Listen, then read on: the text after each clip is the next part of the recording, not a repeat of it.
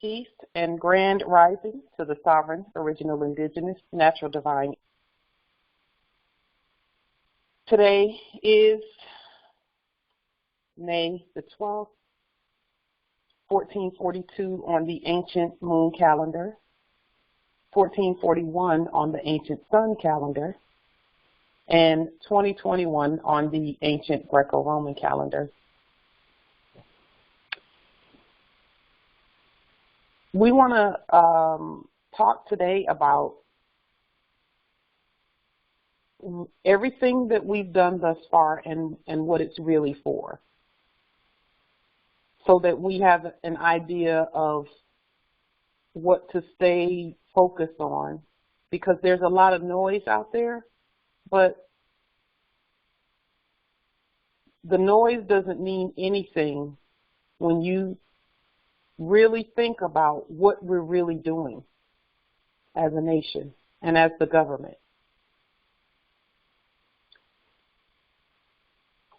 Everything that we've done from day one to now and into the future is all about self-determination. Self-determination is a term that runs throughout all of the documents that are out there with regard to the sovereign, original, indigenous Moors. And it has a specific meaning, and there's a reason why that specific term was used when many of the treaties and many of the quote-unquote United Nations documents and things like that talk about self-determination, because they knew and they wanted us to know as we wake up that that's what this is all about. That at some point we have to choose between self-termination and self-determination. D is a prefix that means no or not.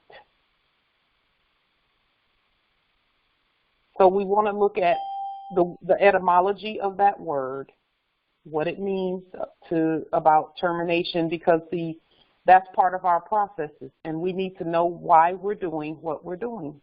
One of the very first processes that we specifically put in place was the termination of all corporate contracts. Termination of them. What does that mean?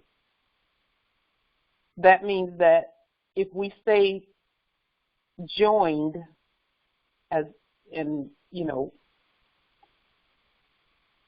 we'll use that term, if we stay enjoined with the corpse and the corporation, that would mean that we are not self-determinating, but that we are in fact terminating. For those of you who are science fiction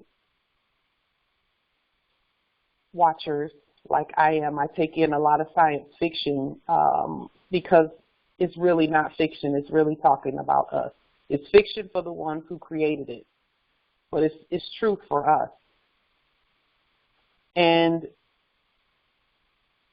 they always talk about the terminator, or, termination of a species, or a species that refuses to terminate whenever they program it. When they talk about the singularity, they talk about termination of all others who are separate from the singularity, and then the singularity being the one, the all, the everything that speaks with one voice.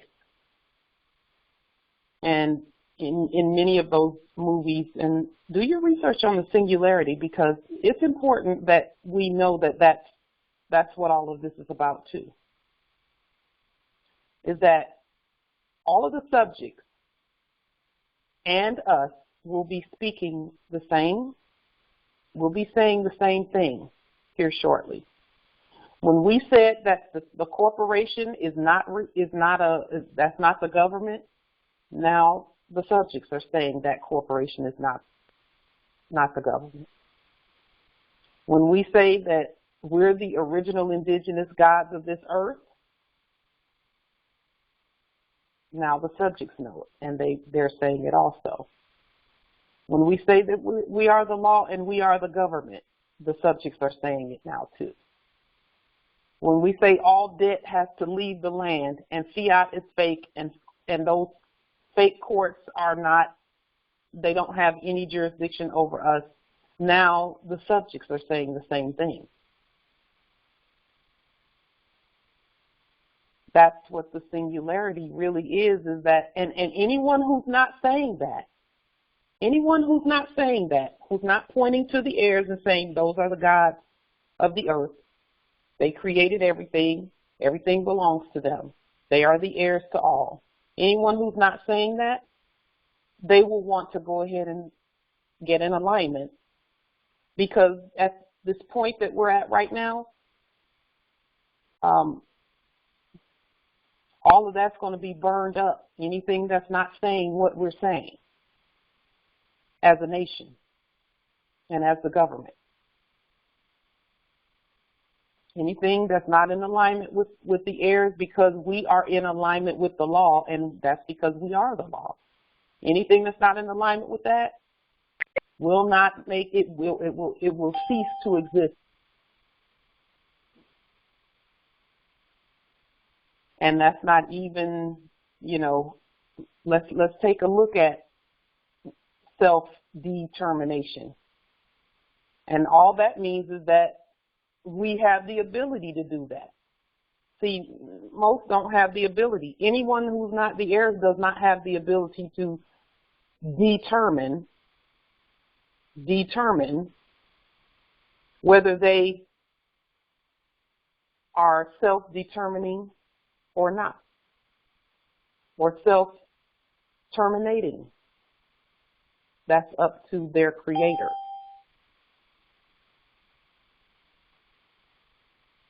So, national self-determination is in full effect, all over the earth.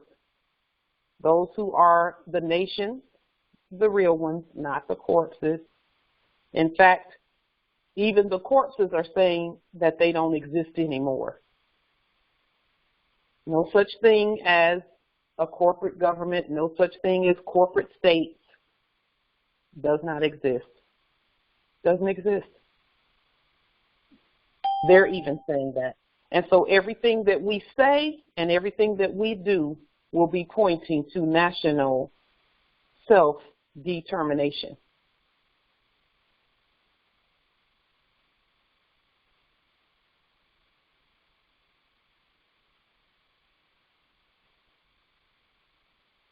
Hopefully you can see the words that are on the screen. It's some definitions that we want to just take a look at really quickly. Can you see those on the screen? Hopefully.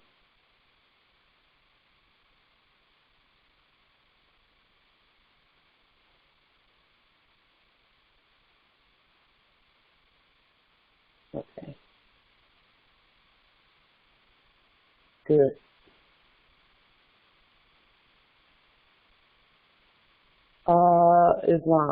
Islam in the chat. Welcome to the Moorishe National Republic Federal Government, Jamaica Territory. Welcome. Atlantis, Jamaica Territory. Yes, in the chat. Yesterday's science fiction is today's science facts, truth.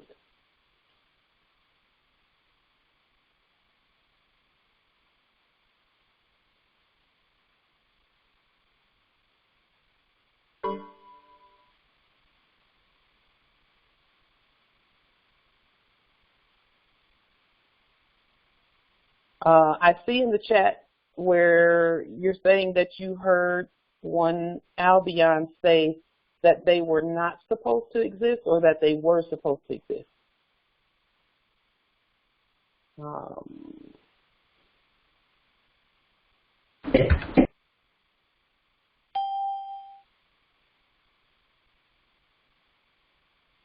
Islam, can you hear me? Yes, we can hear you. Oh, I was saying that she stated that they were not supposed to exist. At this point in time, we'll let them tell you the truth. Well, Uh-oh. It came from her mouth. yes. Said it. Yes. Yes.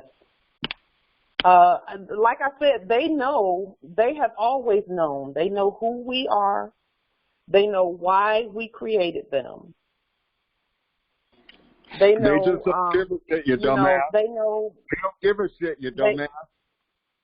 They know everything about who we are and where we come from and all of that. They know that already. And so all of this time, when we first woke up, we were trying to convince them of who we were. Remember that? Many, many more have done that, and myself included, where we thought that they really didn't know who we were. And we were out there, you know, whenever if one of us got pulled over or had ended up in those fake courts and fake POW camps and stuff, we were trying to convince them, and they would sit up there, they're great actors and actresses, sit up there and act like they have never heard of the Moors, but they have. They know all about us. And that's how they know whether to, you know, what to do based on what we do. When we use the right language, when we use self-determinating language, you're fucking full of shit, Pauline. It's all lies. Self-determination then goes into effect, and they know exactly what to do when we speak the right language. When we speak the law and we don't yield to that whole corporate construct that used to be here, then that is self-determination. Because our real self is not anything that they can control. But then if we self-terminate with our language, then they tend to attempt to take control. That's why jurisdiction can be invoked at any time. And even with self-termination, it's not really termination. We just re-invoke and speak again. Re-invoke and speak again. We can do that from 1 second to the next. But it's a self-determination that we want to become so expert at that at no time do we ever appear to self-terminate by our language, by the things we say and the things we do. So, terminate. I wanted to look at the noun because those are where we put our focus, the noun. Termination. Look at number 3. The end of a word.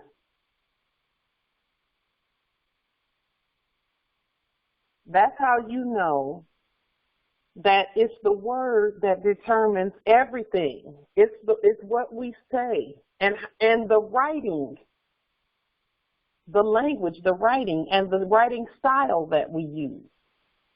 That tells everyone who reads our affidavits whether we are self-determining or self-determinating.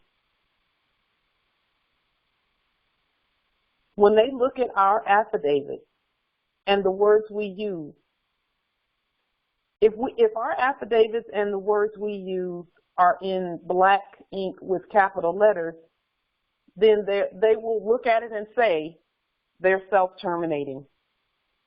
So let us do as the sovereigns have said and do our part in self-termination. And when we self-terminate, that's not a good thing. So the writing style and the color, because I saw in the chat where one of the Moors was asking, they're new, and why do we write that way? We write that way because capitalism is not a part of what we do. We are not corporate capitalists. So all capital letters are a construct that we do not use at this time. We have separated ourselves completely from the capitalist system.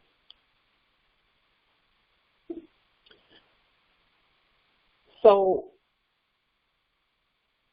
here in number 3, the end of a word, final sound, morpheme or syllable.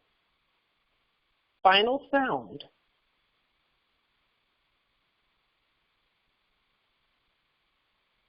That means the end.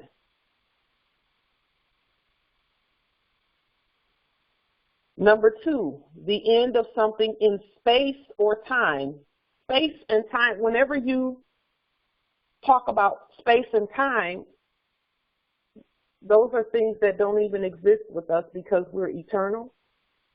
And when termination occurs, even if we're terminating when we terminate the corporate contract and when we terminated them previously, they cease to exist in space and time. Those are words that you hear on Star Trek and the different Star Wars and the science fiction movies. You hear those words in those movies. They always talk about space and time and movement throughout space and time.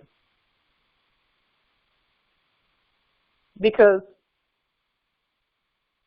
throughout space and time, our words supersede those two boundaries, because those are boundaries. We live forever. We live forever. And our word lasts forever. In the beginning was the Word, and the Word was with God, and the Word was God. Well, who is God? Is it not written in your law that ye are God? Yes. That's self-determination, to say those things and to know them.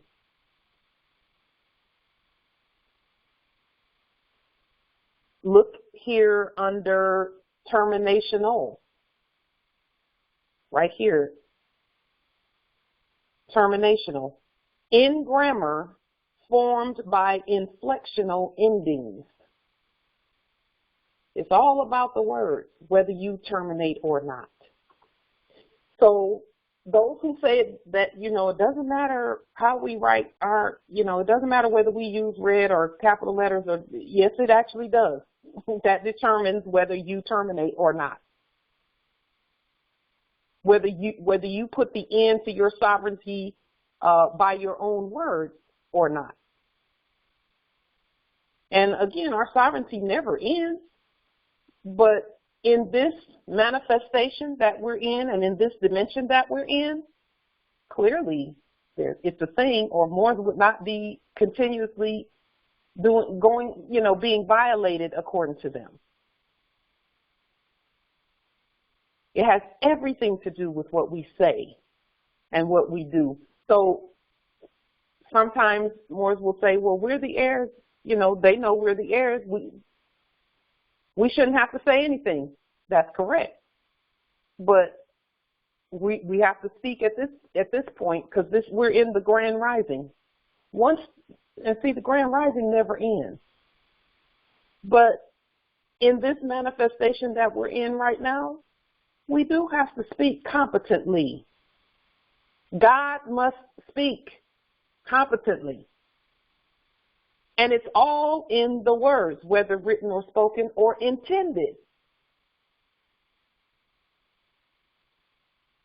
Eventually, our intentions will be known whether we speak or not. And they're already known whether we speak or not. Sometimes you know just by a look on someone's face what their intention is. But at some point, we won't even need words. But right now, it matters whether you use red ink, black ink, capital letters, lowercase letters, etc. It matters. The Savior always speaks in red. The Savior always speaks in red. Islam in the chat. Islam.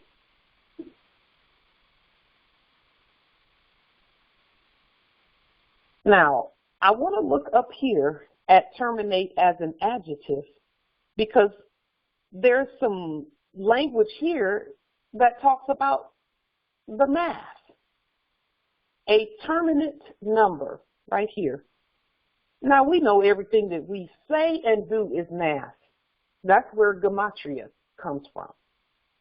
Gematria is one of our sciences that assigns a number to words and letters.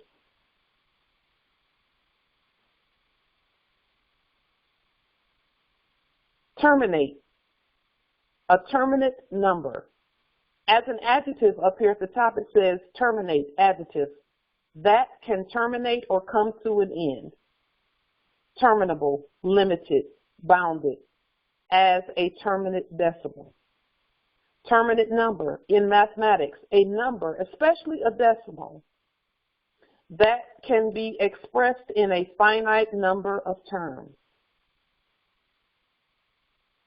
This is so important because if we really think about it, a decimal is also a period. You know how you put a period at the end of a sentence to terminate the sentence? That's the math. Still, it's still the math. All law is, yes, all law is specific. And so just think about what we say about things like hyphenated names.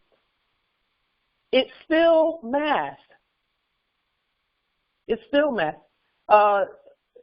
In the chat, there are videos out there that explain that, about why we write. So I'm going to stay on topic here, and then you can go back and look at the videos with regard to capitalization.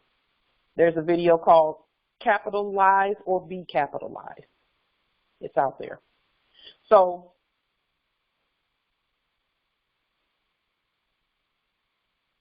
a decimal is a period also. So sentences are math.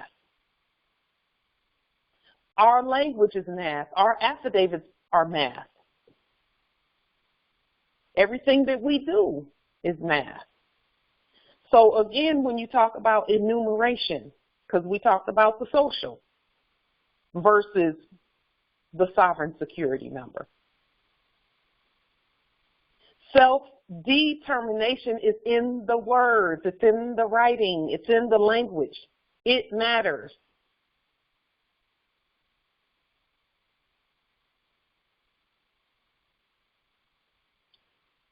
And look here, termination, number 4, a thing's outcome or result. A thing's outcome or result. Well, that's math too. It's language and it's math too.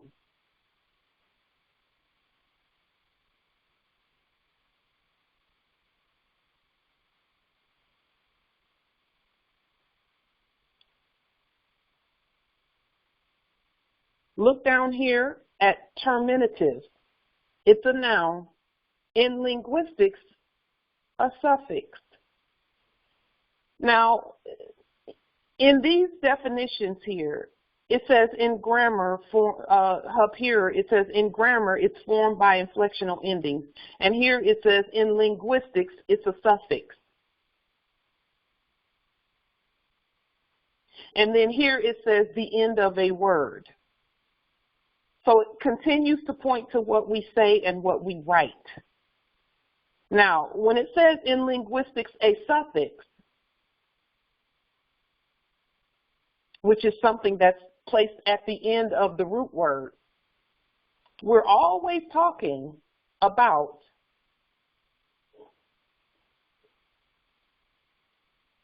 how there's a root word and how the Phoenicians, which is the Moors, we assigned a root word and a meaning to that root word. And then we told all the nations of the earth, we said, take this root word and you can add whatever prefixes or suffixes you want to add to it in your language. But the root word will always mean the same no matter where you go. The root word, the meaning of it, the definition of it, the definition of it will always be the same. And then you all can add whatever prefixes and suffixes you want to add to it in order to change the math on the word. And the word can then be used to terminate or determinate.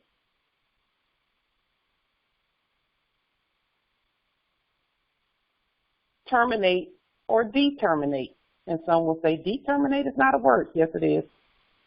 Determinate. That means don't terminate. Do not terminate.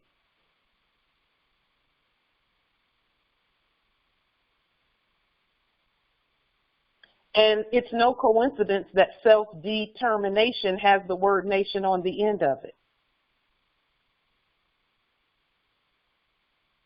A self-determining nation is what we were supposed to be, or we can't call ourselves a nation or a government.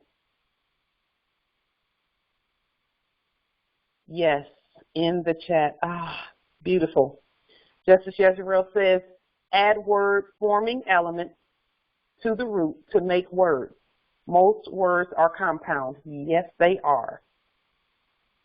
That means they have a root word and then they have a word that is called a suffix on one end that has a specific meaning, and it has a prefix at the beginning that has a specific meaning. And the hybrids, what they did when they were constructing corporate English to be deceptive, by the way, all they did was smush words together.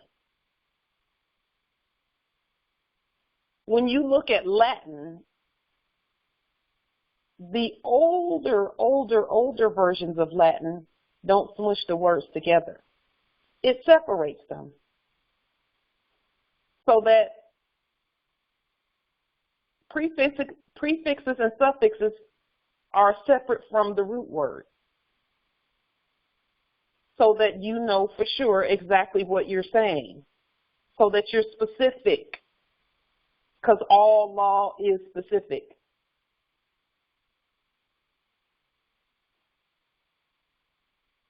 And there are many things that we mean and we intend that corporate English doesn't even talk about, because it's not that deep. It's not complex enough to express what the heirs need to say. That's why we go to other languages.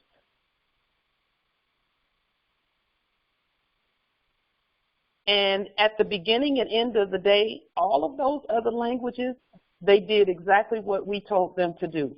They kept the root word, and then they put their own different prefixes and suffixes on the root word.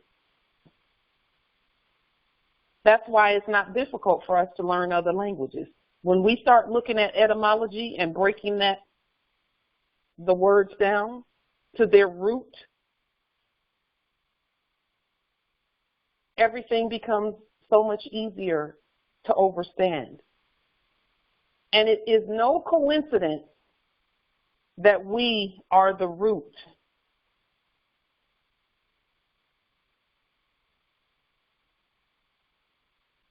They broke up words in certain parts and replaced certain letters that created their jurisdictions. Yes. Oh, that's good, Empress.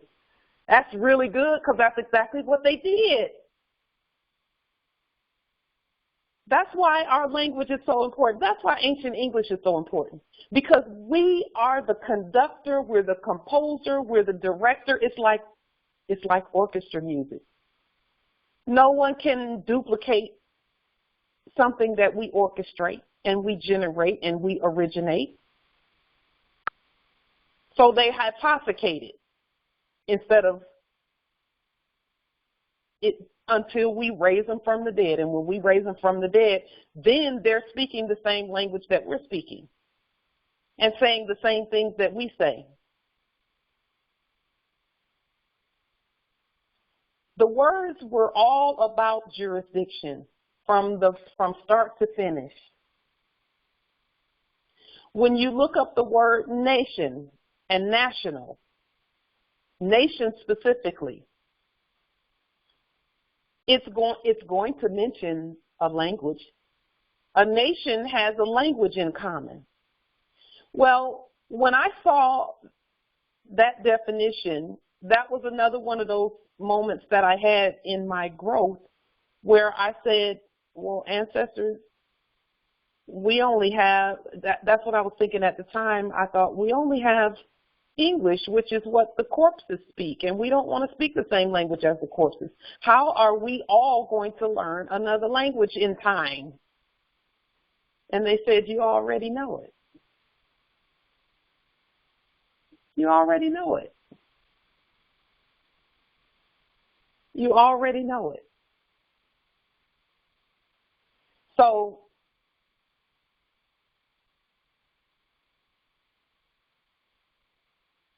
all we have to do, Phoenician, is phonetically place our own energy and intention on the language. And then guess what? We are self-determinating. We are, that is the use and exercise and the being self-determinating. Determinating. That means we have decided that we're going to continue to be here. And as long as we continue to use our own language and write the way that we write and spell the way that we want to spell, that's self-determinating. We never end. And if we do that for the next 1.5 million years, then we'll be right here for the next 1.5 million years. We've always done it, and we always will.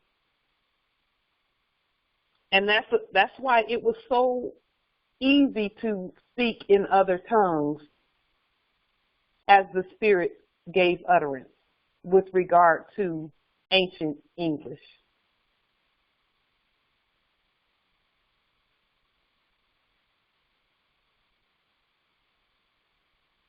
So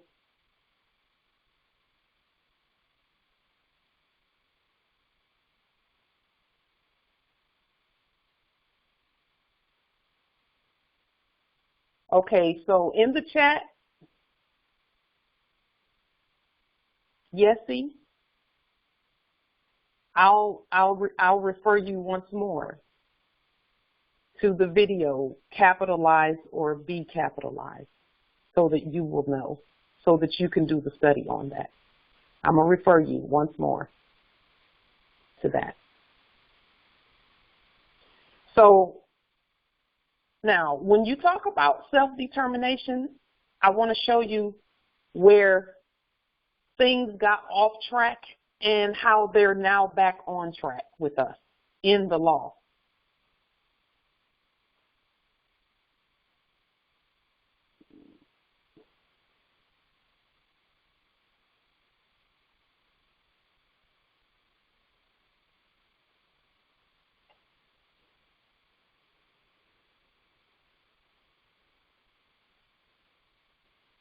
Just one moment. Let me.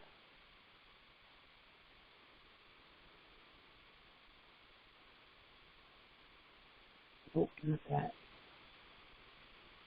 Let me pull up some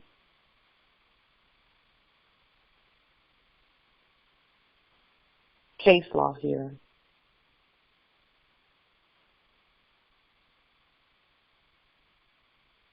There it is. That's what I want to pull up.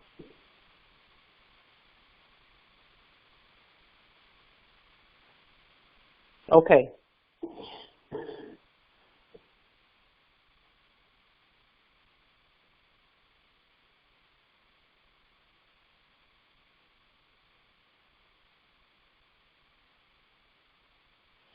Yes, always demonstrate at the level of your overstanding in the chat.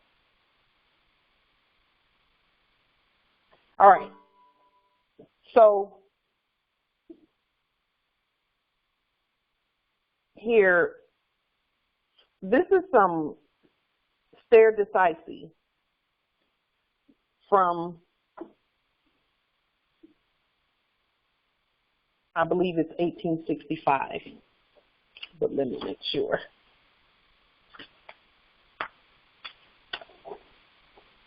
Yes, it is.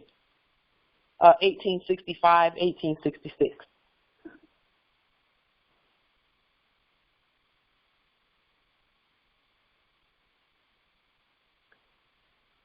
We're talking here about self-determination. Self-determination. That means, when did we terminate and when did we not terminate?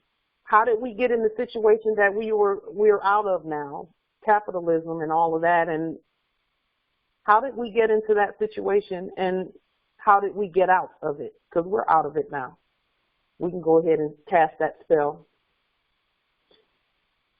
So the question that was presented in this stare decisis and res judicata is whether the state of Oklahoma, which is a corporation, has jurisdiction to prosecute crimes committed by a tribal member on land within the 1866 territorial boundaries of the Creek Nation in the former Indian Territory of eastern Oklahoma. Now, some of these words, we can change them around in terms of the spelling and the meaning. When you talk about tribal members, for us, we're nationals, and it's about the nation.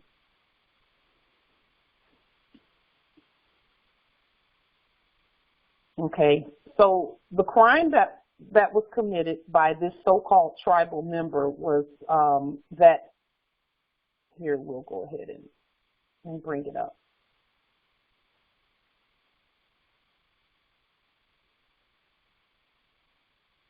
And I'll put the link to this document in the chat, or you can Google it. Okay. So, yeah, we'll start here. Statutes involved, pertinent statutory provisions are quoted in the appendix. Introduction. The question presented is whether the state of Oklahoma had jurisdiction to prosecute petitioner Jim C. McGirt for the 1996 rape of a 4-year-old Seminole girl in a suburb of Tulsa, Oklahoma. McGirt, an enrolled tribal member, so we know that that's not a thing, contends that he committed his crime on an Indian reservation such that the Major Crimes Act, that's 18 U.S.C. 1153A, precludes state jurisdiction.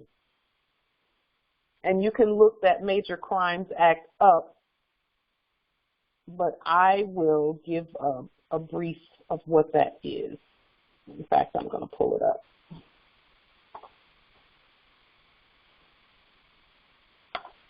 So that we know.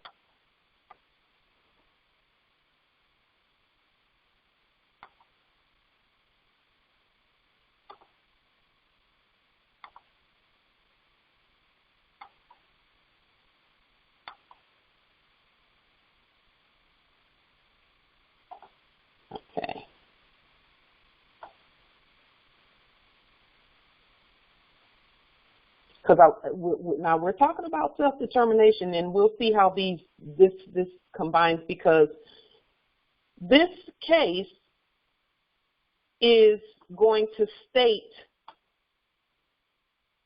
how the Creeks in this instance thought that they were a nation, and they thought that they had a reservation with sovereign territory.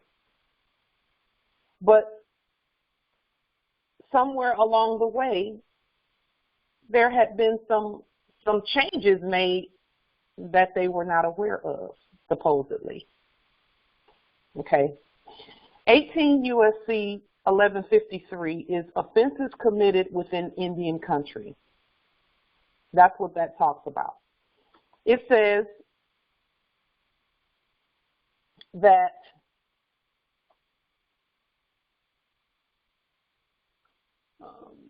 let me go back so that we can look at this.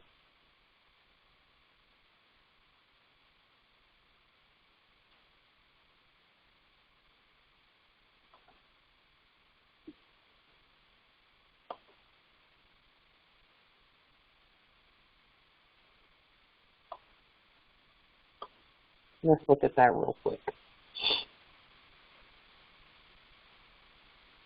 Acts of state.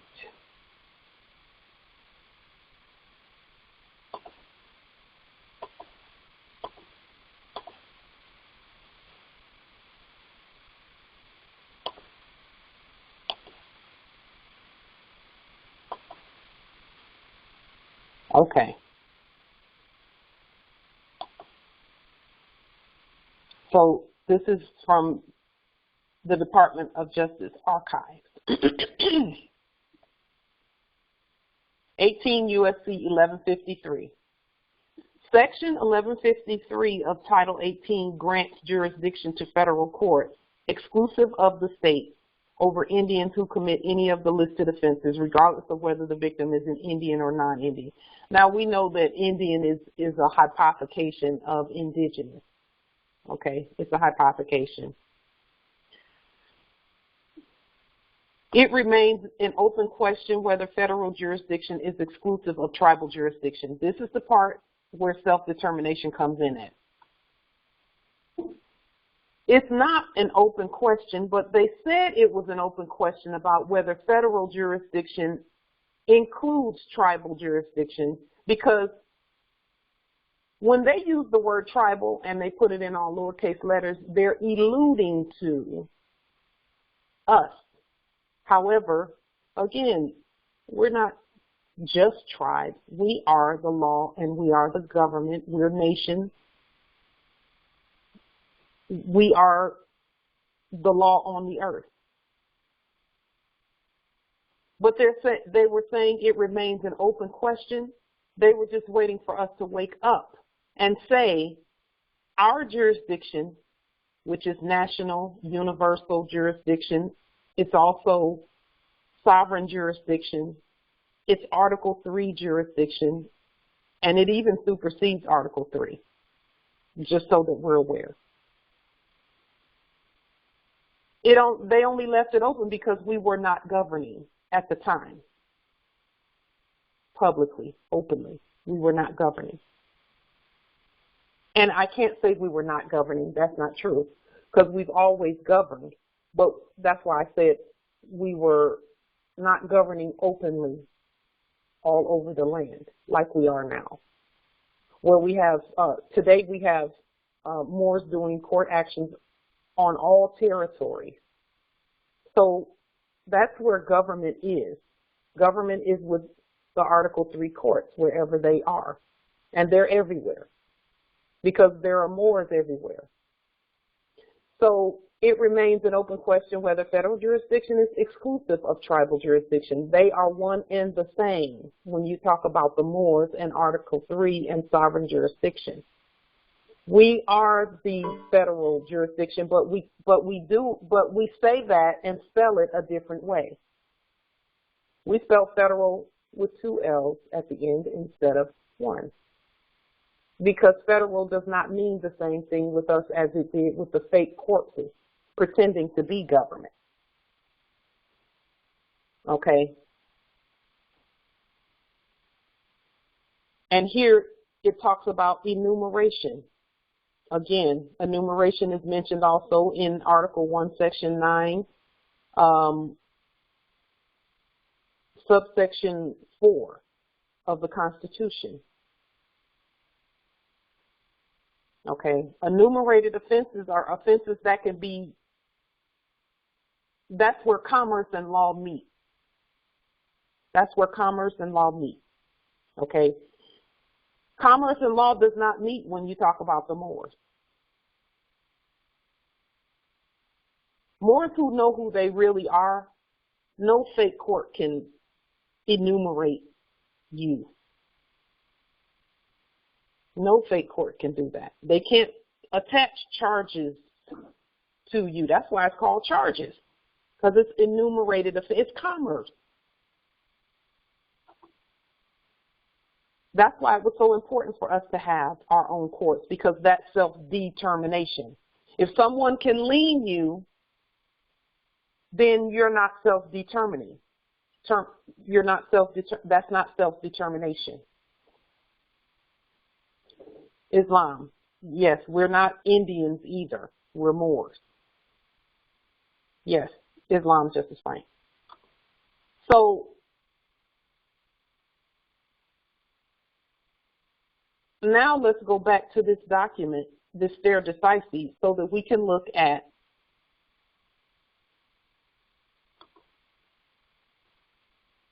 what happened here and the point that we want to bring forth, we want to call your attention to with regard to these, to what we're doing today. Because everything that we're doing today is about self-determination. Whenever we say things that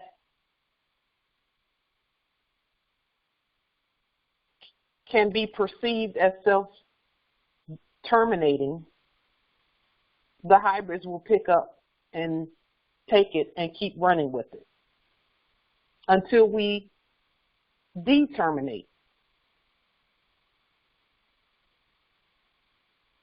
Okay, so here it says, his defense relies on the notion that the entire eastern half of Oklahoma is, in fact, the most populous reservation land in the country, which has gone unrecognized for a century. So even in 1866,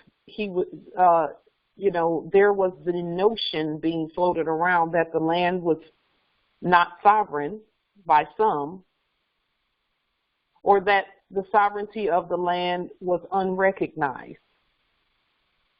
And he was thinking that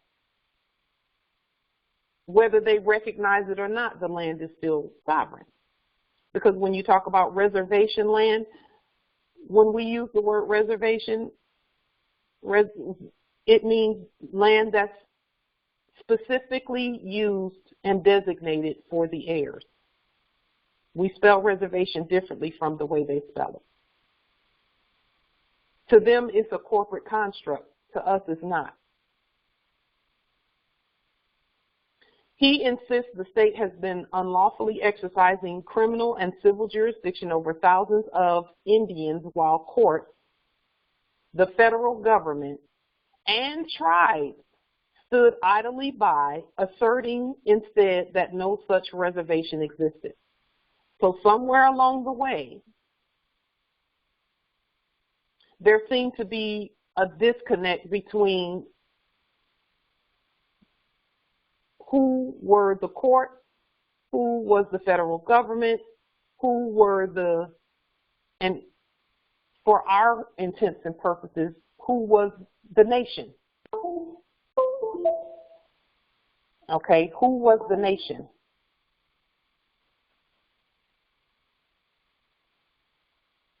He was insisting that the land was sovereign and that they didn't have any authority, which is correct. But somewhere along the way, there was some self-termination that happened. And they're saying here that tribes stood idly by. Well, the tribes were the court and the federal government. The nations, rather, were the courts and the federal government. That's us. We're the nations. We're the courts. We're the federal government. So we can't stand idly by where courts and governing are concerned. Or else you end up with this type of a situation. So it says here, if that premise sounds implausible, that's because it is. Petitioner's theory fails for 3 reasons, each grounded in Oklahoma's history and congressional enactments for the Creek Nation's former territory where McGirt committed the crime. So they're saying here that this McGirt has asserted something that's a theory that fails because of some congressional enactment. Well, if the Creek Nation was being the Congress, like we're the Congress, we stated that on calls previously. These calls are congressional calls, they're court actions, all of that wrapped up in one. This is the nation speaking collectively when all the Moors are participating. That's self-determination. Someone's got to do it. Someone has to do it. We might as well do it, all of us. When you see Moors out there on the internet speaking the law, that's self-determination. No matter who it is, if they're speaking the law, that's self-determination for the Moorish nation. So, first, petitioner incorrectly assumes, and this is stare decisis, this is their opinion. Remember, stare decisis is the law, but they put opinions in there. That's why they call them opinions. It says, first, petitioner incorrectly assumes that the Creek Nation's former territory was established as a reservation. That means that somewhere along the way, there was the Creek Nation, from someone's opinion, did not establish the land as a reservation.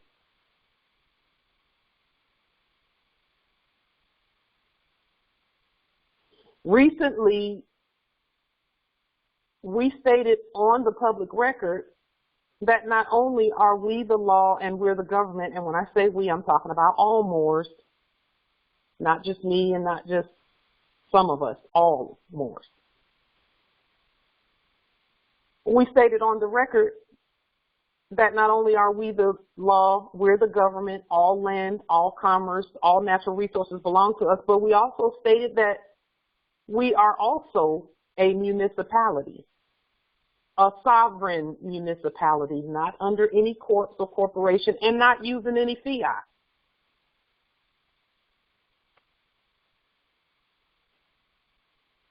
So we have established ourselves on all levels on the public record so that this can never be said.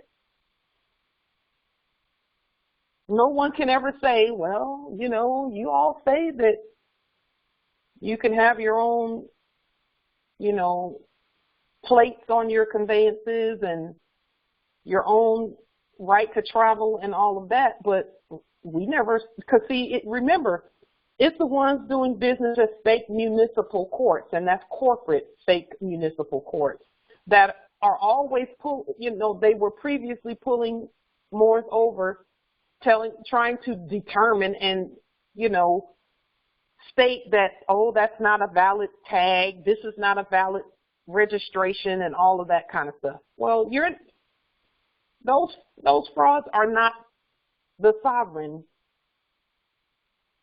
municipality. We are not under any corporation at all. That's why we lien the corporations. We're not subject to any of their courts because we have our own courts. But here, in this stare decisis, they're saying that it's incorrectly assumed that the Creek Nation's former territory was established as a reservation. They're saying they didn't say that's what that was. But this court has classified the Creek's prior free, simple land tenure as a dependent Indian community, not a reservation. Now, that is one of the main, yes, Justice Yezreel, they never had the right word. They never used the right words. We did, though. And again, this is the opinion of these doing business in black letters as a Supreme Court. So we already know they don't have the right to determine what happens to ourselves because we self-determine. We are self-determinating. And self-determination is what we do consistently. We keep putting it out there on the public record. We're taking all of the steps. By self-determination, we stated that everything and everyone in our land is on the gold standard, period. And then we did those things that needed to be done where the gold standard is concerned. All of our documents are gold-based and gold-backed and gold documents. All of them have a gold clause in them. So not only did we say it, but we're doing it. Our liens, our court actions, and all of that. That's self-determination. Self-determination. That means we're not ending. We just getting started.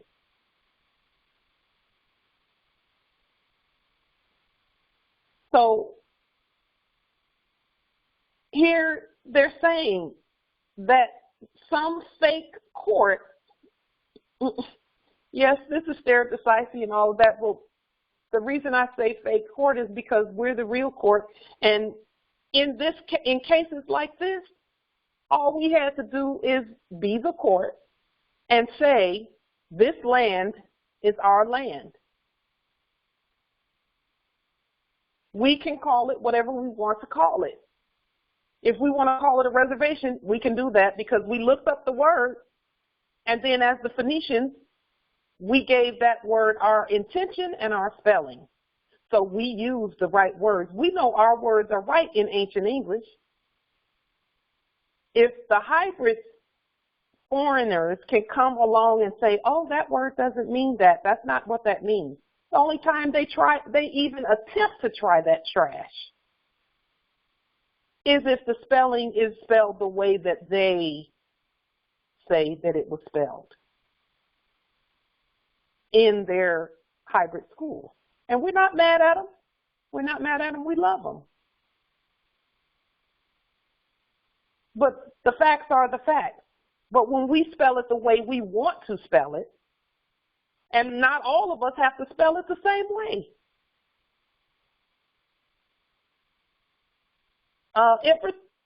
Justice Yezreel can spell the way he wants to spell, and because we're the Phoenicians, I accept his spelling.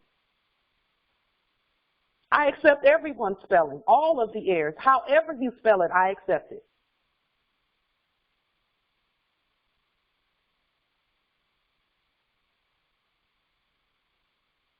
Yes, we put it in red and all lowercase letters to keep that jurisdiction the way that it should be.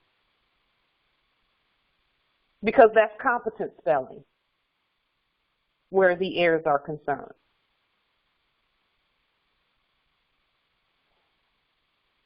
So this court here, and I say that loosely, has classified the Creek's prior fee simple land tenure as a dependent Indian community.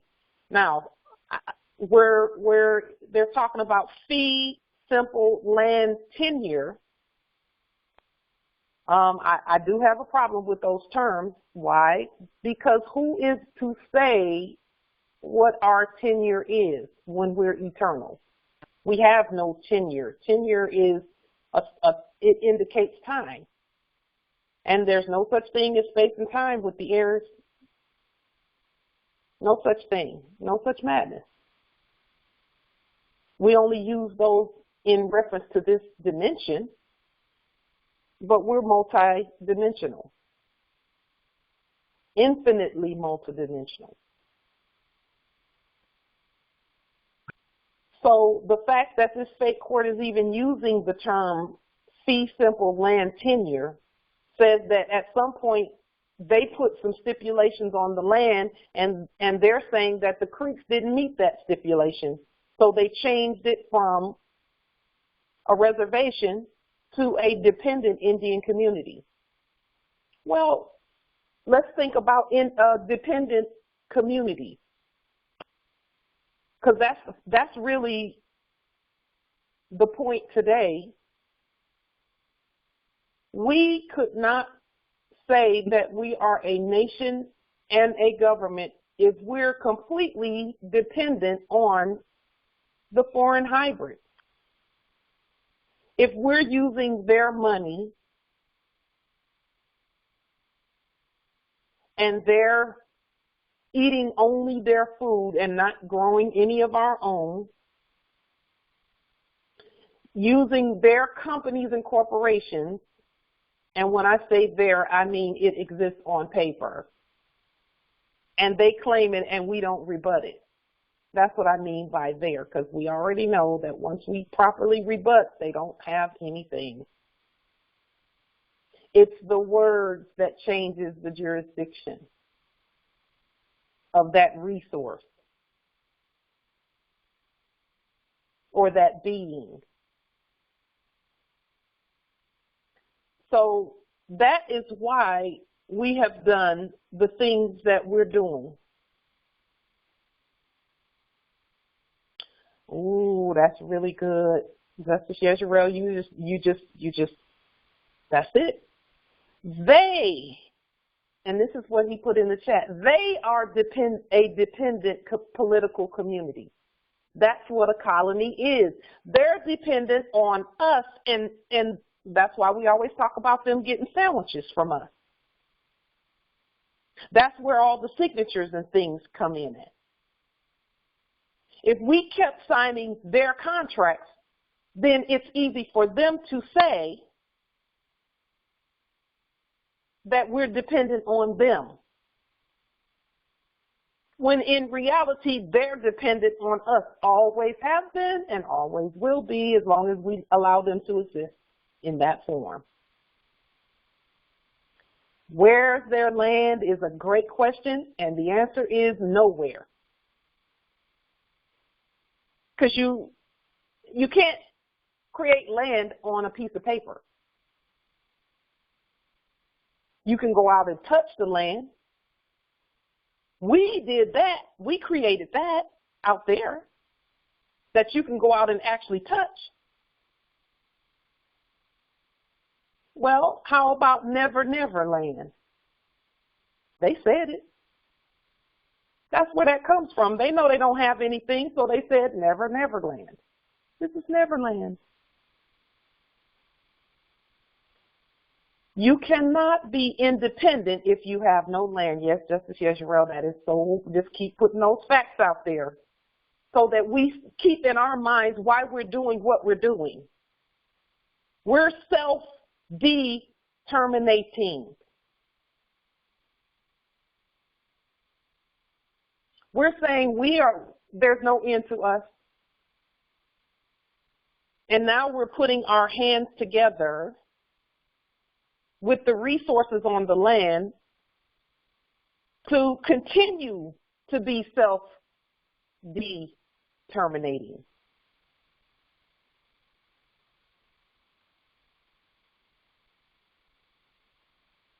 So with regard to the Alabama American Exchange and the 200 and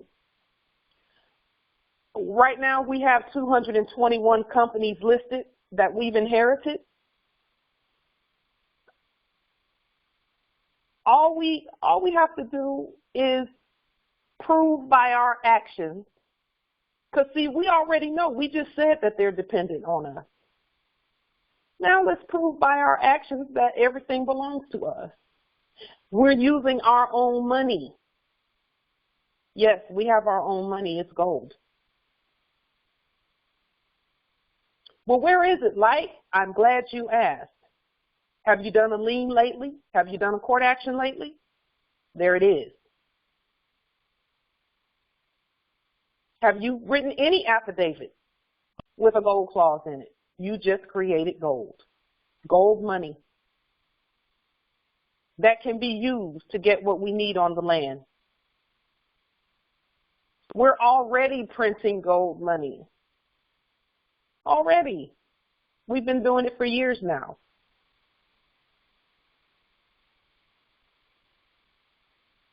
We just need to keep looking at how to use it, different ways to use it. Look at the processes and put everything in its proper place and use it.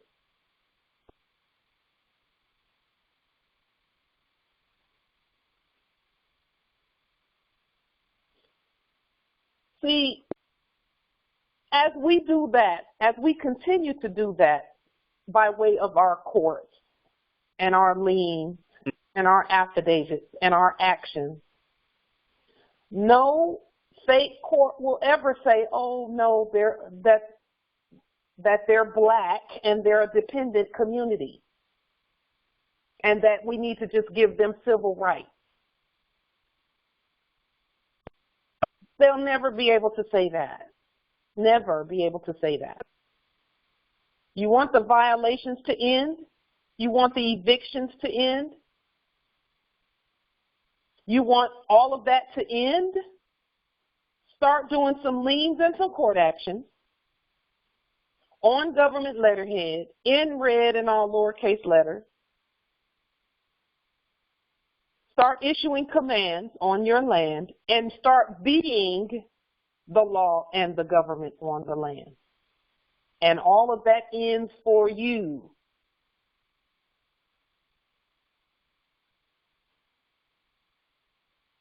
See, when we speak and we say all of that stuff is over, it's over for everyone who declares it's over for me by my actions. I'm staying with my nation. And I'm going to continue to demonstrate. And when I'm tested, I'm not going to get mad at being tested. I'm just going to pass the test. I'm going to stand and govern, even in the midst of testing. These ones that they have listed here as Creek Nation with a capital C in black letters, the reason that they're so free-hearted to put that on paper is because that's the way they speak. They're saying they're a nation and at the same time saying that a fake court has jurisdiction over a nation. Does that make any sense at all? No, it does not. No, it doesn't.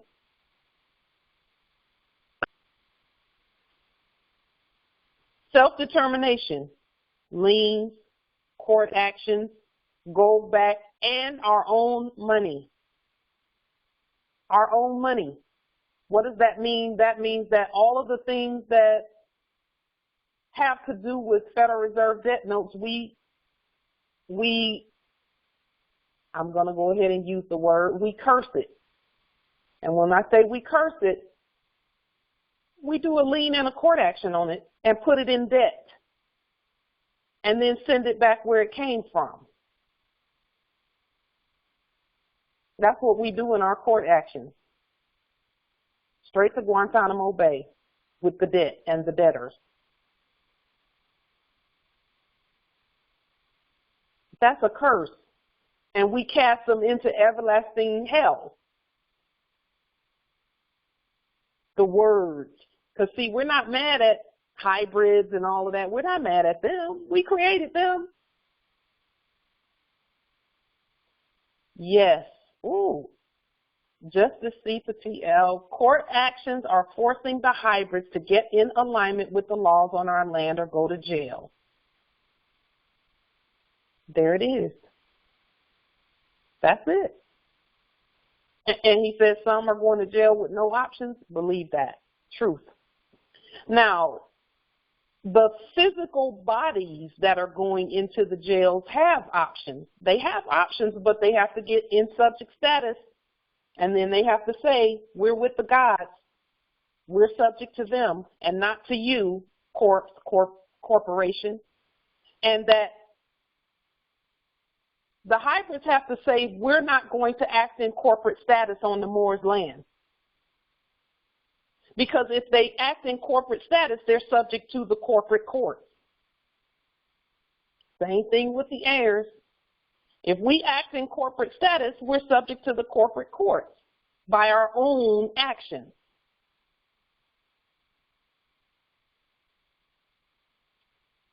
We're not subject to their courts when we are being ourselves. Why? Because we're our own courts. And we prove it by continuing the court action, keeping that going. Everywhere we see something that's out of alignment and someone acting in a corporate status, we say, hold it. You got a court date because you're acting like a corpse.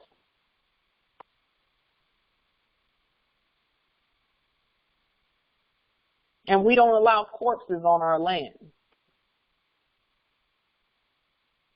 And believe it or not, they will appreciate that you remove that corporate covering off of them and that you put them in subject status, because their freedom lies in subject status.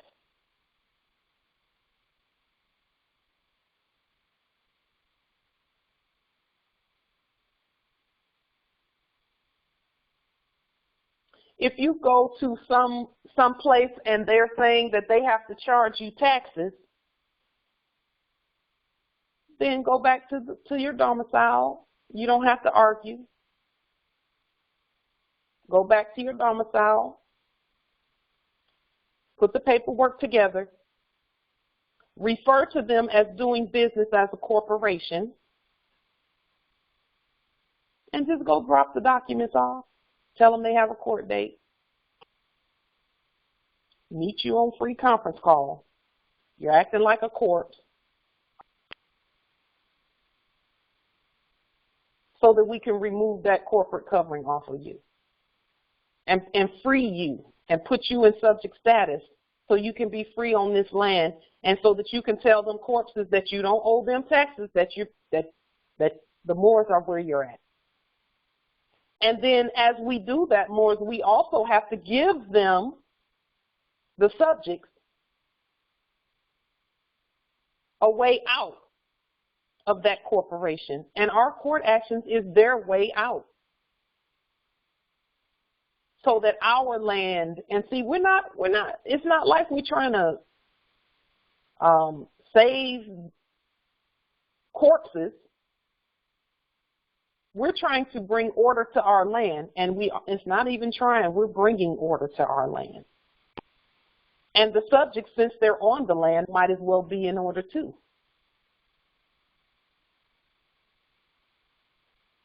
They might as well. Might as well. Or else you get this kind of behavior that's on the screen. A fake court trying to determine whether or not your land is sovereign.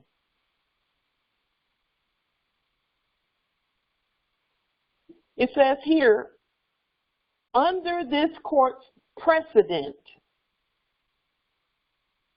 Creek lands only remained a dependent Indian community while the land was both set aside for Indian use and subjected to federal superintendence.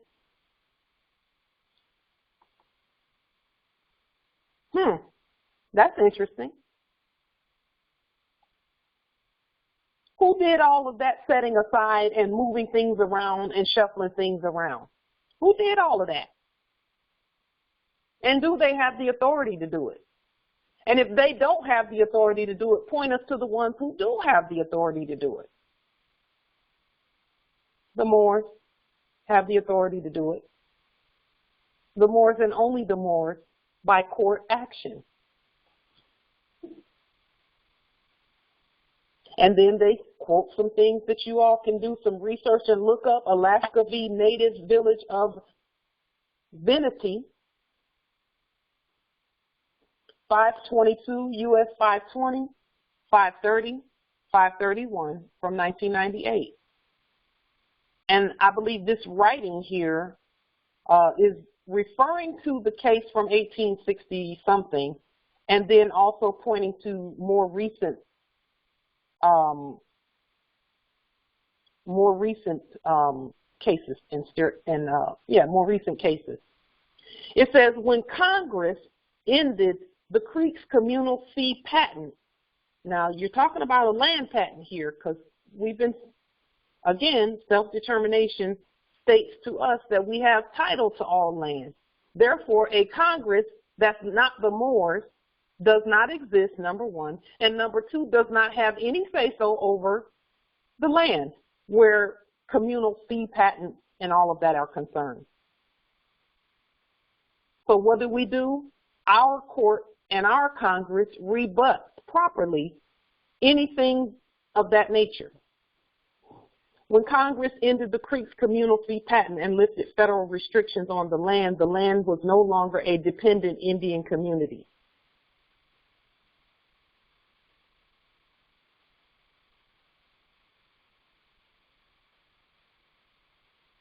That might sound good, but listen at what they really did. They're saying that they lifted, that Congress ended the Creeks communal fee patent and lifted federal restrictions on the land. The land was no longer a dependent Indian community. Now, let's look at that from both sides of the spectrum. If a fake Congress is saying we end your fee patent and we're lifting federal restrictions, therefore the land is no longer a dependent Indian community, if it's a fake Congress, they're going to then claim the land and call it a state and say that you live in the state of Oklahoma, like they did at the beginning.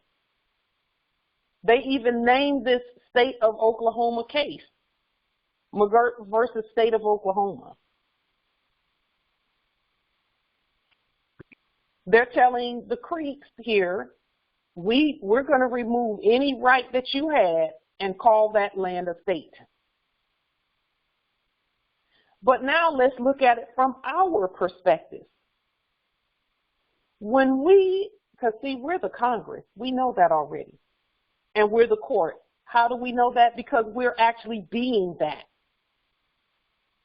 When we take votes on these calls, that's congressional action. Those are congressional actions. Informed, because the Moors are informed. We all do our homework and we study. And when we take votes, that's Congress speaking. As the Congress, we can end all of those things known as land patents, which we have done, and then we're speaking specifically to them now. Well, when we, the Congress, ended that whole, foreigners running around with land patents from 1800s talking about they own something here, when they do not.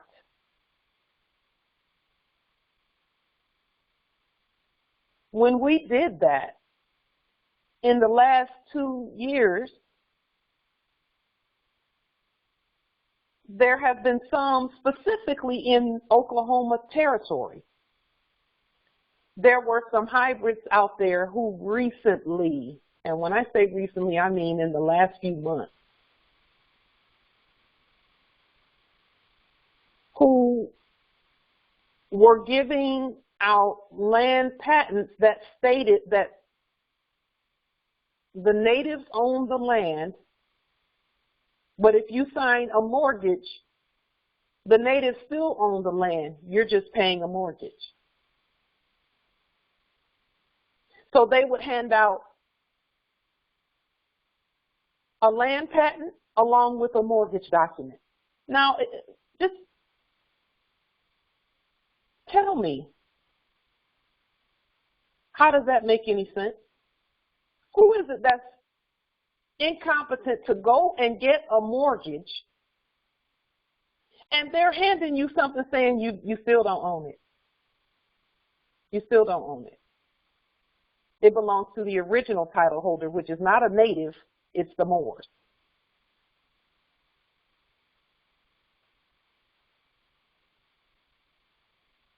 But here, pay this mortgage or we will do actions that look like we're taking it back from you when we're really not giving it to you anyway because we don't own it either. That's what the mortgage companies are saying. And people are just sign the mortgage and then go move in. Well, not so fast. Not so fast.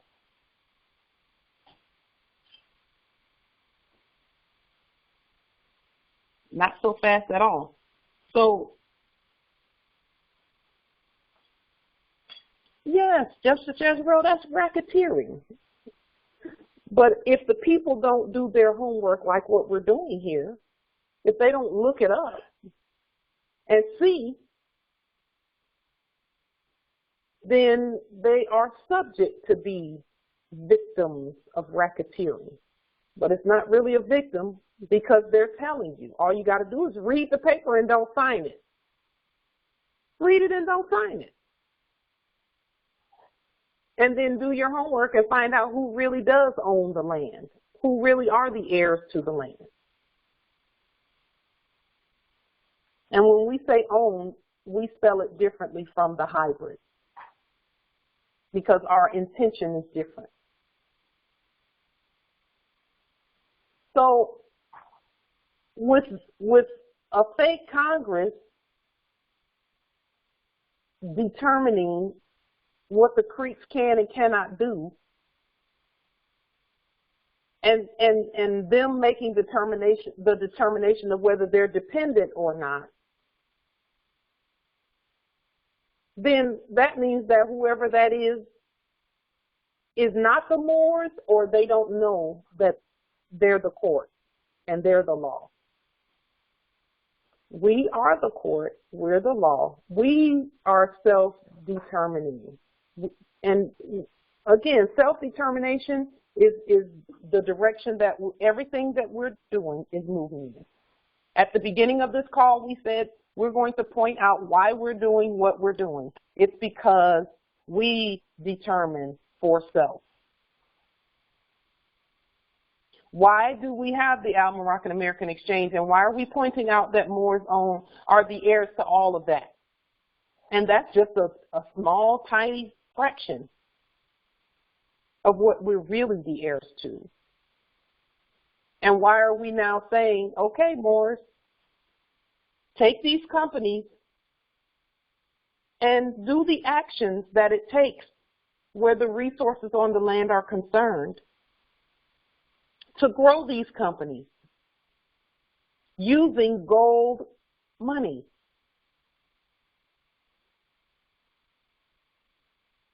Why are we saying that? Because that is self-determination. We do not terminate when we state the law for ourselves and we determine what we do and what we don't do. We know nobody else can do that for us but us. That's why we're doing all that we're doing, because we know what self-determination means. Determinate. I want to make that real clear that we're not going anywhere. We're going to be here. We might as well get to work and prosper. Period. Using our own money. And listen, people can say that, your courts are fake and your money's not real. We're the only ones with real courts and real money. We're the only ones with it. And when I say we, I mean all Moors. That other stuff is monopoly money.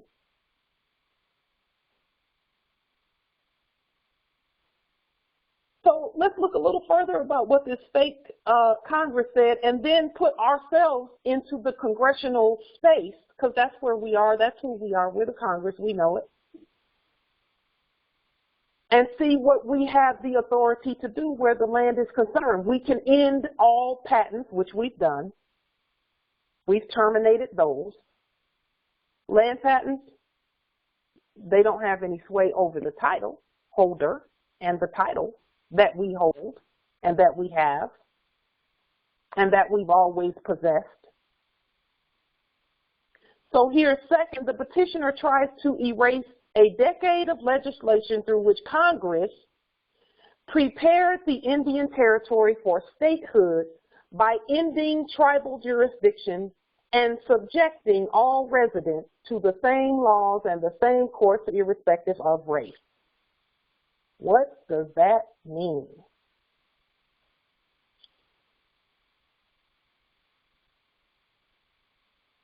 Whenever someone says that they live in the state of whatever state they name, that is, if it's a sovereign, you're self-terminating when you say, I live in the state of whatever, the state of Washington, the state of, those are all corpses. And if you claim to be a court, you just self-terminated. Because those corpses, that black writing and capital letters, because that's how they note themselves. The black writing and the capital letters, it's saying here it's making subjects of everyone claiming that. Ending tribal jurisdiction and subjecting all res ident, those who identify as property, because that's res means property. Res means property. Ident is identify. Res ident, that means that someone's identifying themselves as property of the state, quote unquote. No, the heirs are not res idents of any state of whatever corporation. Thus, our sovereign jurisdiction. And no fake Congress they don't have anything close to the authority to say anything like this. But again, if we had chosen not to do our own court, not to be our own court, then there's going to be a court on our land at all times. There will always be courts on our land, always. We get to determine whether it's us or fakes. We choose life.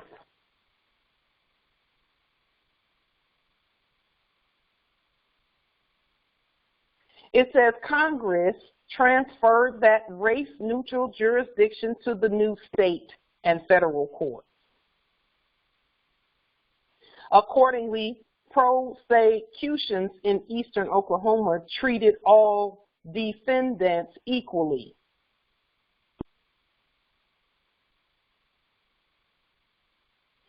And then it says here, because this is telling, if you cut this sentence in half, they're still telling you the truth.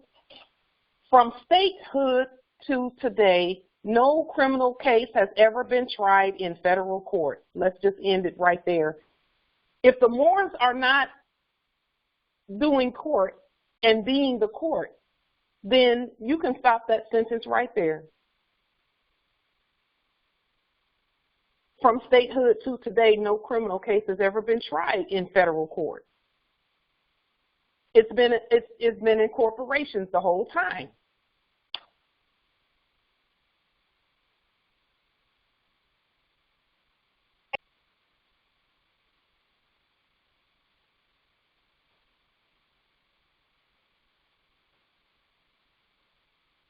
So now when the real Congress, which is us,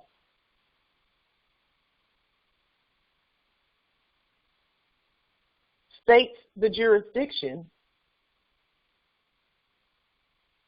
then even the word state and federal take on new meaning.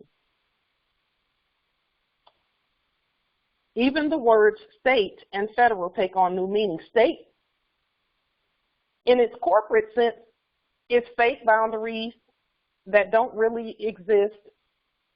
And even if and when they did, it was on paper only, which, again, that's not valid. So they never really existed. But if the Moors are not saying we're the state and we're the federal, we're the government, we're the Congress, we're the people, we're all of that. And there are no others. No one else can make those claims. And for us, a claim is just a statement of pure law and fact. A claim is not where we petition someone and then wait for them to approve our claim. That's not what a claim is for the Moors. A claim for us is simply a statement of truth. This is our land. That's a statement of truth. We're the law, we're the government. Statements of truth. We are the sovereign jurisdiction. Statement of truth. So, in no way, shape, or form, just one moment, hold on for just a second.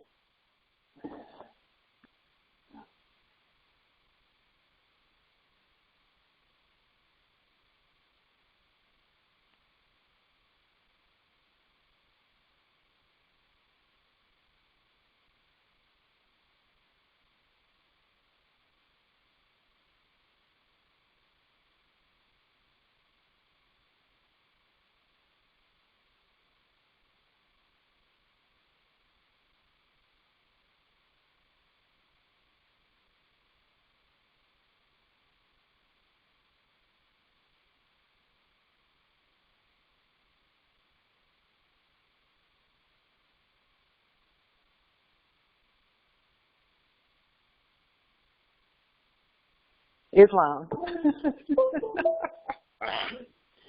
So, self-determination has been the reason why we do everything that we do. Everything that we do is so that we determine everything about us, and we never end, ever, ever end. I'm grateful that our ancestors were self-determining, and they did everything where self-determination is concerned. Because since they did that, all we had to do was wake up and speak and begin to give commands and do court actions. Every time we speak, it's a court action. That's self-determination. And now we see why our teachers wanted the consular courts to be active, because they're everything. Our courts are everything. Then we get to determine what happens with the land. And because of that, that's why we're seeing the changes that we're seeing. Moors are having success all over the land. So here, we'll go over this last piece of this stare decisis.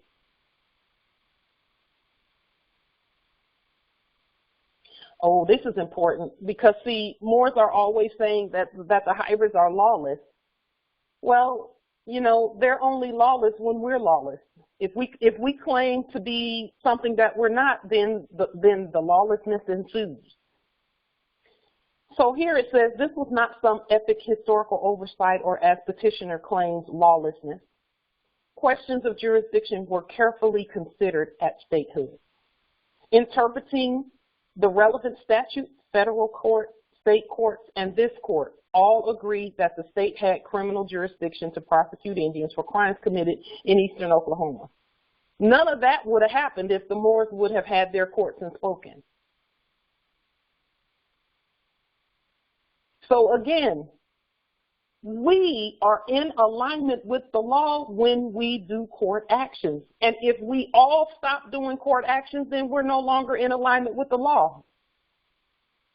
And the lawlessness ensues.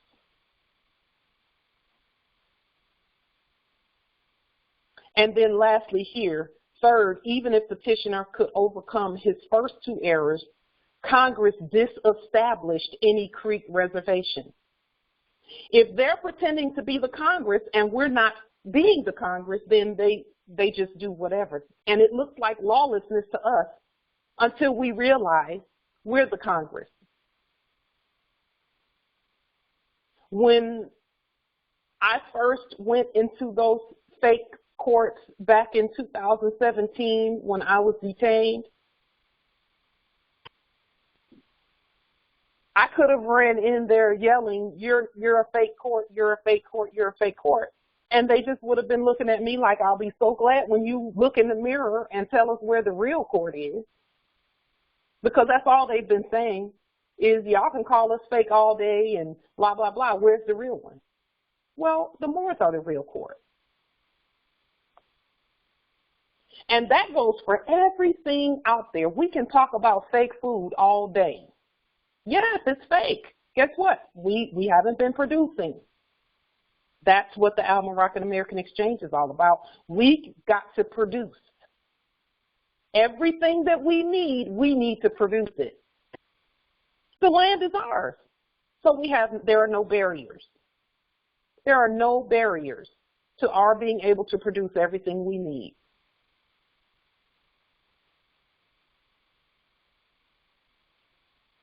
Therefore, Congress, which is the Moors, and this is proof, as the Congress, because that's who we are, we can establish whatever we want to establish where the land is concerned. If we say that this is ours or that is ours and we're going to use it to determine for ourselves how we eat, because, see, we get to choose how we eat and what we eat. We get to choose what our heirs learn. All of that. That's self-determination. And when we do it on together, collectively, like we're doing with the Al-Moroccan American Exchange, who's going to tell us no? No one. No one. Because guess what? We're in alignment and determining for ourselves. We're ensuring that we do not terminate.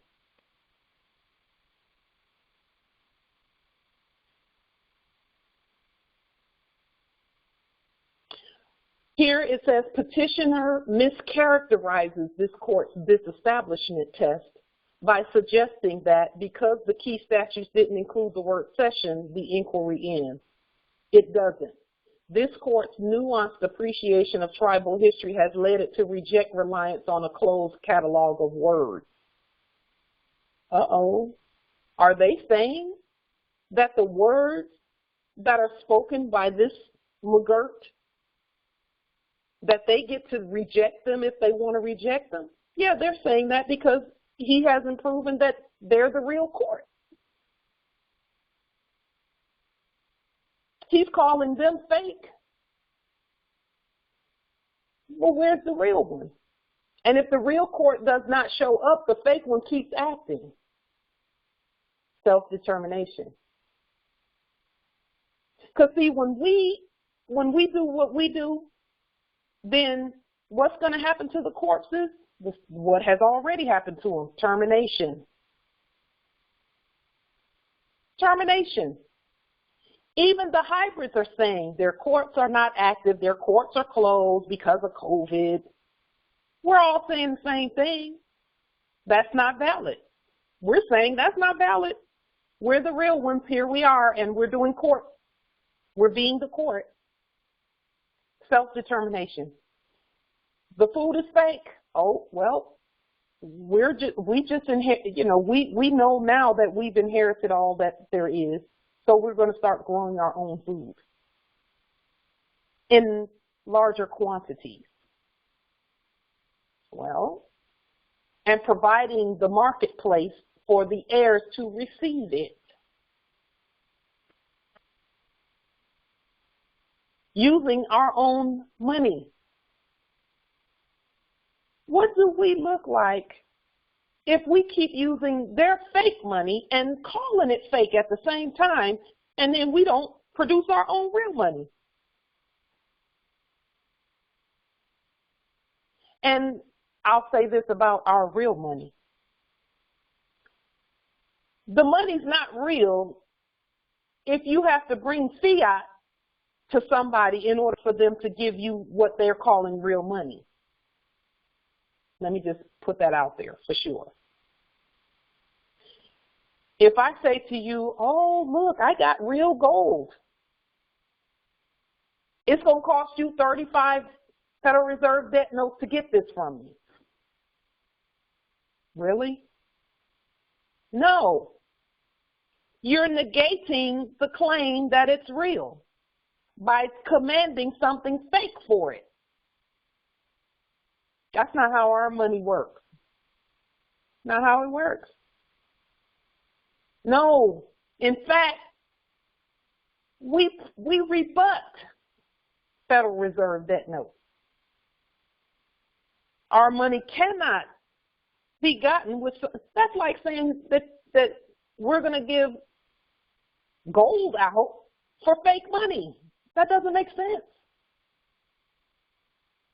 Self-determination. So when people are telling you, come and buy gold from me, come and buy gold, well, what are you selling it for? Okay, then, you know, I doubt that that's even real because you're accepting fake stuff for it.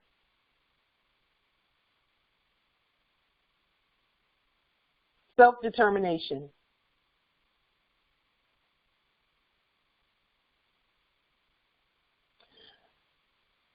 Third, and here a couple of other things I wanted to just call your attention to. It says the disestablishment inquiry, it's not the law, it's the inquiry, rather focuses on whether Congress merely opened reservation land to settlement or instead divested the land of all Indian interests, thereby ending the reservation. That's what happens when you let fakes speak over you and you don't determine for yourself. They terminate you. And that's not ever going to happen. We're not ever going to allow that. That's what they attempt to do. They attempt to terminate you. When you allow a fake court to speak over you, why even go in there instead of doing a court action yourself and then standing, no matter what they say, no matter what they do, stand on who we really are. They're showing you right here. Yes, that's a conflict right there. But I'll say this. When our courts speak, and like I was saying at the beginning of this call, if the hybrids are saying that their own fake courts are fake, and the heirs are saying, yep, they're fake, well, we had to say they were fake and then be the real one before the hybrids would tell the truth. Because they were going to act that thing out until the Moor stood. And it couldn't just be one of us. It has to be all of us. And there's so many Moors doing court actions now that the hybrids see their end. They're terminating. They're terminating.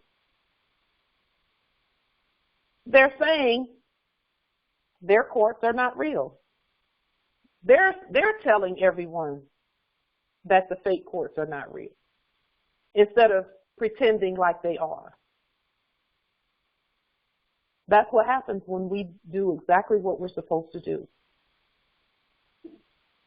So whenever you have some time to look over this, because we could go on and into, because see, further down it starts talking about rights titles, and interest in the land. Here it says, in the former Indian Territory, Congress enacted laws that stripped the Creek Nation of all right, title, and interest in the land, precluded the tribe from exercising any independent authority over its former domain, and broke treaty promises that the tribe's land would never be part of a state. Look at all of that. See, they were actually able to do that because the Creek Nation stopped being their own court. That's the point of this. They stopped being their own court. They self-terminated. So, for those who are saying that consular courts don't belong on this land, they should be here. They absolutely belong here. Absolutely belong here. Because we're dealing with diversity of citizenship, diversity of nationality, and we are self-determinating. With that being said, are there any, and that's why, again, that's why we terminated those corporate contracts. We were saying to them, we hereby terminate you and the fraud that comes with you. You being corpses. See, we don't have to terminate the subjects. We created them. Why create them and then terminate them? They have a set time. They have a set time span. That which has a beginning has an end. But it's not by war actions, and it's not by anything that's outside of our sovereign nature. We're creators. So, Islam in the chat, are we clear?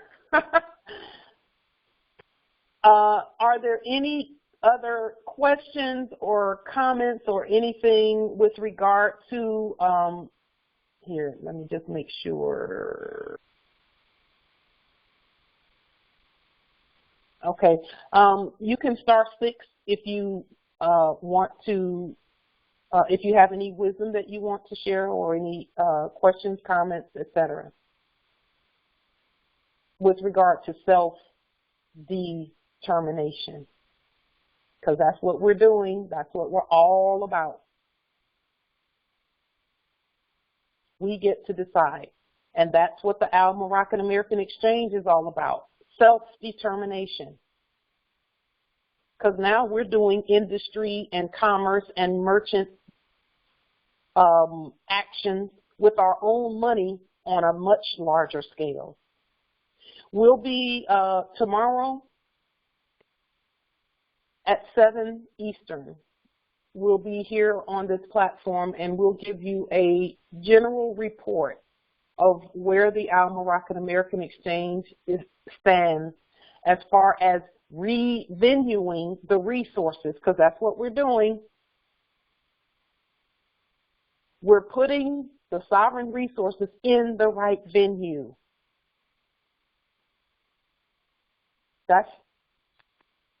It's all in the language.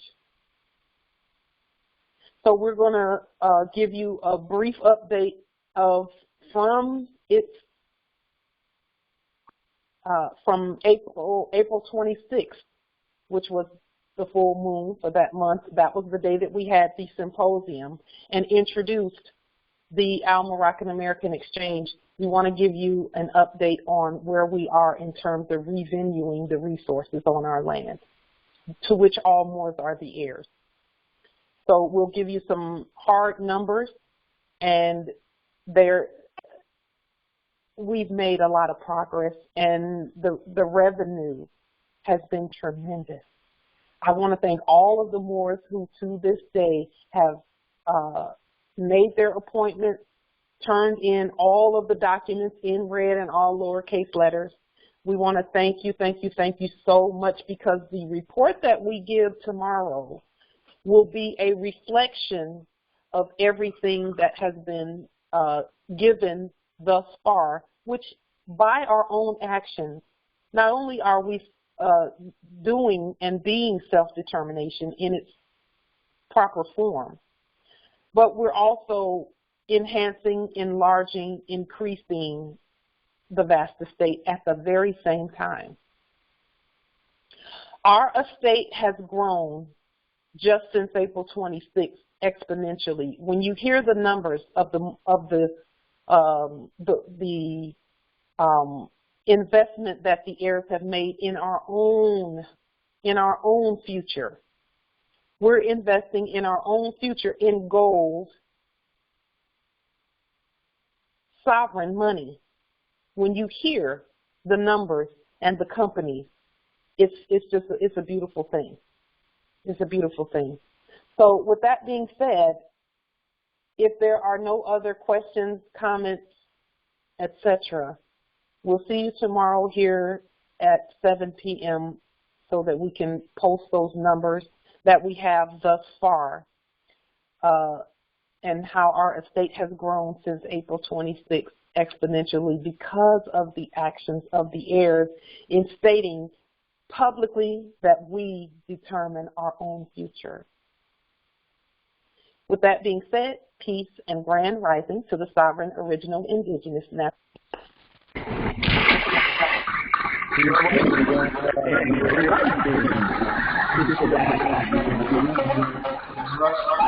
Long live the empire.